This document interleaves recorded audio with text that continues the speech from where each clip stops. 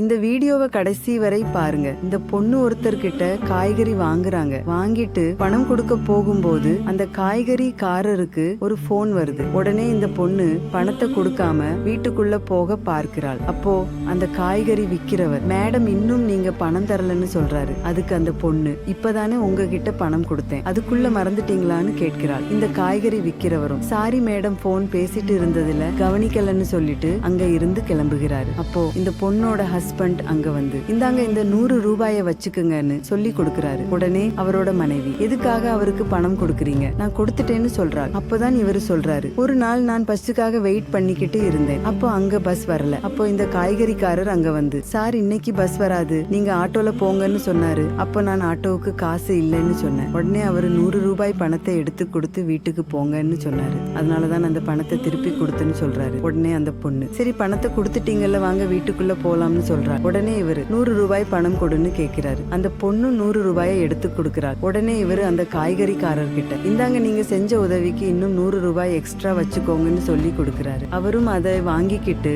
அங்க இருந்து சந்தோஷமா போறாரு. உடனே இந்த பொண்ணு தன்னோட ஹஸ்பண்ட் கிட்ட, எதுக்காக நீங்க 100 ரூபாய் எக்ஸ்ட்ரா கொடுத்தீங்கன்னு கேட்கிறாள். அப்போதுதான் அவரு ஒரு உண்மையை சொல்றாரு. நீ காய்கறி வாங்கிட்டு அவருக்கு 100 ரூபாய் கொடுக்காமல் ஏமாத்தினதை நான் மாடியில இருந்து பாத்துக்கிட்டு தான் இருந்தேன். உனக்கு வேணும்னா அந்த 100 ரூபாய் சின்ன விஷயமா இருக்கலாம், ஆனா அந்த 100 ரூபாய் அந்த காய்கறிக்காரரோட குடும்பத்துக்கு ஒரு நாள் சாப்பாடு. ஏழைகளை இந்த மாதிரி ஏமாத்துறத இன்னையோட நிப்பாட்டிக்கன்னு சொல்லிட்டு வீட்டுக்குள்ள போறாரு. இவர் செஞ்ச செயல் சரின்னு நினைக்கிறவங்க இந்த வீடியோவுக்கு ஒரு லைக் போட்டு கமெண்ட்ல சூப்பர்னு கமெண்ட் பண்ணுங்க.